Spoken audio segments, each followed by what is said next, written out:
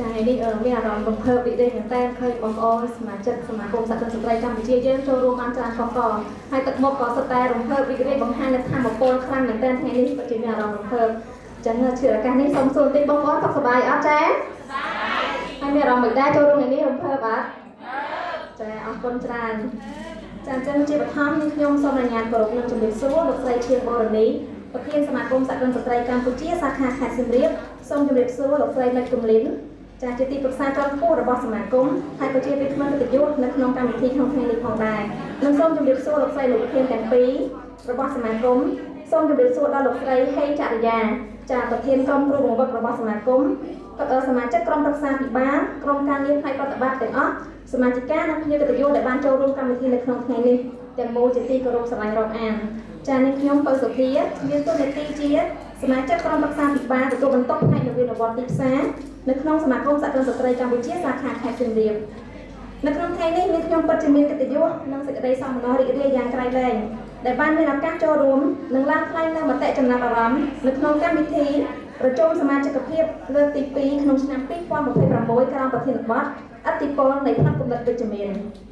ចា៎ក្នុងឱកាសនេះខ្ញុំក៏សូមថ្លែងអំណរគុណយ៉ាងជ្រាលជ្រៅដល់ថ្នាក់ដឹកនាំនិងគណៈរៀបចំកម្មវិធីជាពិសេសសូមអរគុណទៅដល់ចាអ្នកស្រីហេងគំហួរចាដែលជាប្រធានសមាជិកភាពដែលបានរៀបចំវេទិកានេះឡើងគិតពិតជាមានសារៈសំខាន់និងអត្ថន័យខ្លាំងមែនទែននៅក្នុងគោលបំណងដើម្បីឲ្យស្ត្រីដែលជាសហគ្រិនទាំងអស់បានជួបជុំគ្នាចែករំលែកនូវបទពិសោធន៍លើកទឹកចិត្តគ្នានិងរីកចម្រើនទៅមុខជាមួយគ្នាចាបងប្អូនសហគ្រិនស្ត្រីជាទីស្រឡាញ់នៅក្នុងជីវិតនិងក្នុងការធ្វើអាជីវកម្មយើងទាំងអស់គ្នាដែលជាស្ត្រីសុទ្ធតែធ្លាប់ជួបប្រទះនូវបញ្ហាសម្ពាធការងារជាច្រើនទំនួលខុសត្រូវនិងឧបសគ្គផ្សេងៗ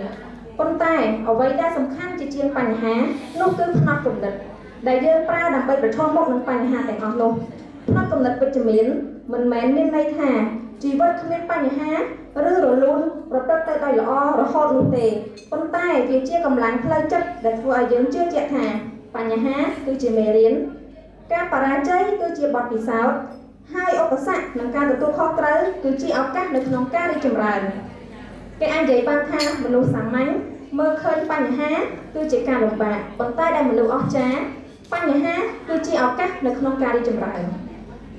ក្នុងនាមជាសហគ្រិនស្ត្រីយើងត្រូវដើរតួនាទីជាច្រើននៅក្នុងពេលតែមួយយើងជាអ្នកដឹកនាំអាជីវកម្មផងយើងក៏ជាម្ដាយជាភរិយានិងជាកម្លាំងរុញច្រានដ៏សំខាន់នៅក្នុងសង្គមជាតិទាំងមូលពេលខ្លះយើងទាំងអស់គ្នាក៏មានអារម្មណ៍មួយថាយើងហត់នឿយយើងលំបាកយើងចង់បោះបង់ហើយយើងក៏មានតែប៉ុន្តែផ្នត់គំនិតដែលវិជ្ជមានគឺជាធម៌ពលមួយដែលជួយឲ្យយើងអាចក្រោកឈរឡើងវិញ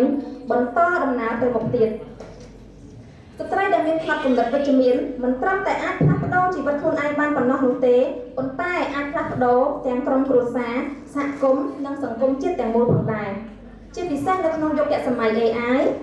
ដែលពិភពលោកមានការប្រែប្រួលលឿននិងឆាប់រហ័សការប្រកួតប្រជែងក៏មានកាន់តែច្រើនបញ្ហាសេដ្ឋកិច្ចបច្ចុប្បន្នក៏កាន់តែស្មុគស្មាញផ្នត់គំនិតវិជ្ជមានគឺកាន់តែមានសារៈសំខាន់ព្រោះវាអាចជួយឲ្យយើងមានភាពក្លាហាននៅក្នុងការចាប់ផ្ដើមមានការអត់ធ្មត់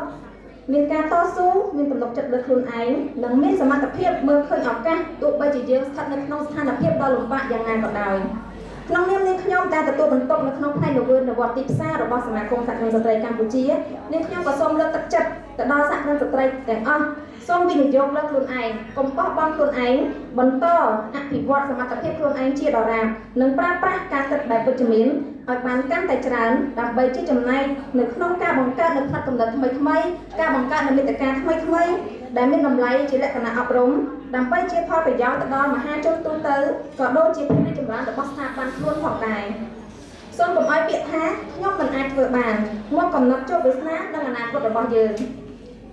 ទីនេះសមាគមសហគ្រិនស្ត្រីកម្ពុជាគឺជាទីកន្លែងដែលបងប្អូនស្ត្រីទាំងអស់គ្នាអាចរៀនសូត្របានយើងត្រូវប្រាប់ខ្លួនឯងថាយើងអាចរីកចម្រើនបានហើយសូមប្រាប់ខ្លួនឯងថាខ្ញុំនឹងប្រឹងប្រែងខ្ញុំនឹងតស៊ូខ្ញុំអាចជោគជ័យបានយើងជាស្ត្រីយើងរួបរวมសាមគ្គីនិងផ្ដល់ឱកាសស្មើៗគ្នាប្រកបដោយតម្លាភាពនិងរីកចម្រើនទៅមុខជាមួយគ្នា